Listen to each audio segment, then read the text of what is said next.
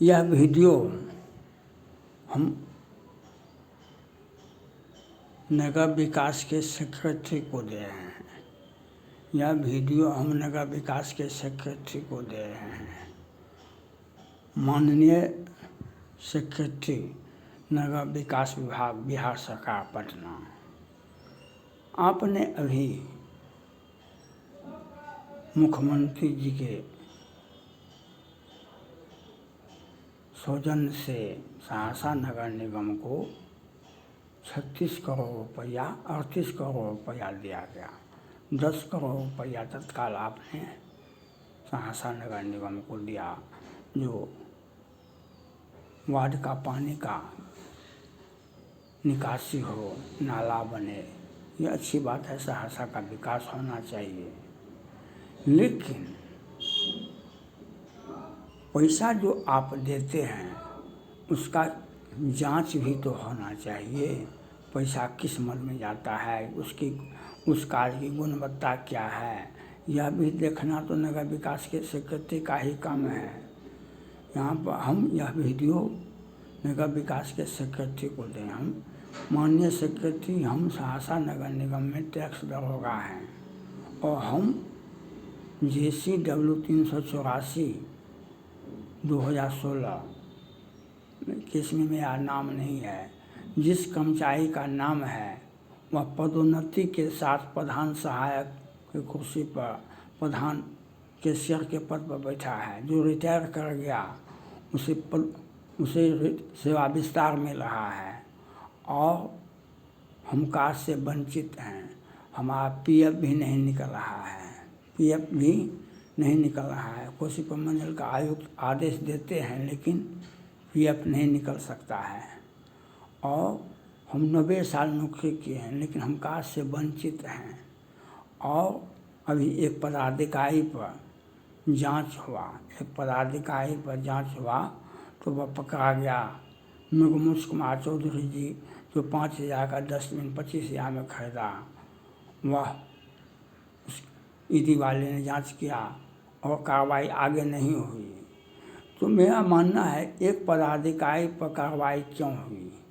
सभी पदाधिकारी पर कार्रवाई, जो यहाँ आकर के रहे हैं, जो लूटे हैं, सभी के क्रियाकलाप की जांच होनी चाहिए। और हाई कोर्ट से बर्खास्त कर्मचारी को पदोन्नति कैसे मिला? हाई कोर्ट से बर्खास्त कर्मचारी को सेवा विस्तार कैसे मिला? और जिसका हाई कोर्ट के केस में नाम नहीं है, JCW 384 2016, उसमें जिसका नाम नहीं है, वह कार्ड से वंचित कैसे रहा? कैसे हम 3 साल से लगे हुए हैं, PF क्यों नहीं निकला? तो ये घोटाला को दिखाता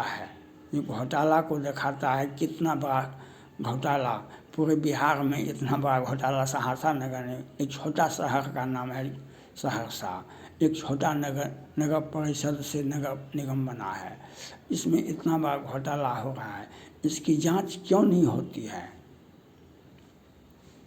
इसकी जांच क्यों नहीं हो रही है? जांच होना चाहिए, हमको न्याय मिलना चाहिए।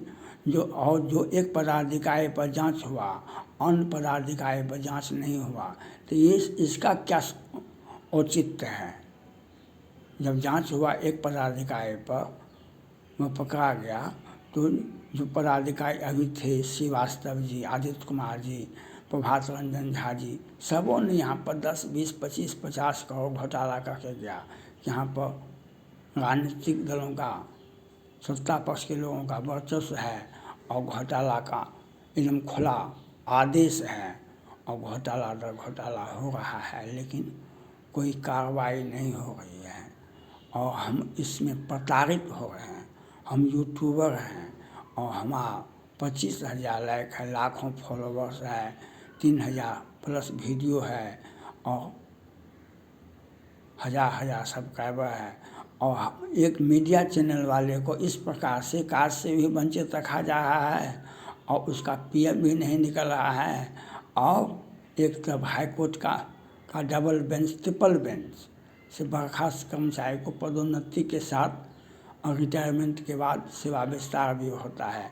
तो इस अराजक स्थिति के लिए सेक्रेटरी कहीं न कहीं जिम्मेवार होते हैं। हो सकता है आप अनदेखा कर दे, आपको मालूम नहीं होगा, हो सकता है। आप हमारे चैनल को देखें, आप कार्रवाई करवाइए। जो पदाधिकारी यहाँ आए हुए हैं, जो काम करके गए हैं, उनकी संपत्ति का जांच करवाइए। आप सीबीआई को, ईडी को आप रेफर कर दीजिए केस। जो सहरसा नगर निगम में एक कर्मचारी का चल अचल संपत्ति का जांच हो, उसके क्रियाकलाप की जांच हो, उसका सेवा विस्तार का जांच हो। क्यों सेवा विस्तार हो रहा है? रिटायरमेंट हाईकोर्ट से बर्खास्त कर्मचारी को चूँकि घोटाला बहुत बड़ा किया है, तो घोटाला को पचाने के लिए कुर्सी की आवश्यकता होती है। घोटाला पचाने के लिए कुर्सी की आवश्यकता होती है, और इसी अब घोटाला को पचाने के लिए सेवा हाईकोर्ट से बर्खास्त कर्मचारी को सेवा विस्तार होता है। तो और एक तरफ से हमारा केसवा में नाम नहीं है। आप देख रहे हैं केस को 384/2016 इंद्रकिशोर सिंह का नाम नहीं होगा, नहीं है।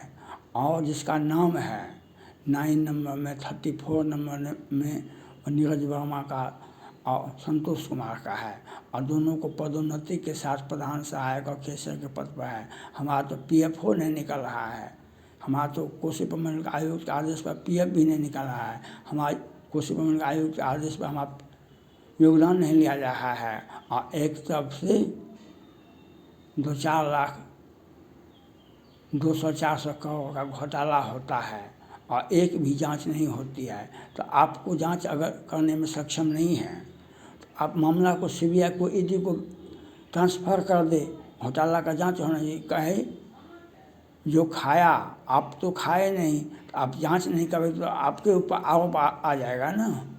आप नहीं खाए तो आप बचाए क्यों?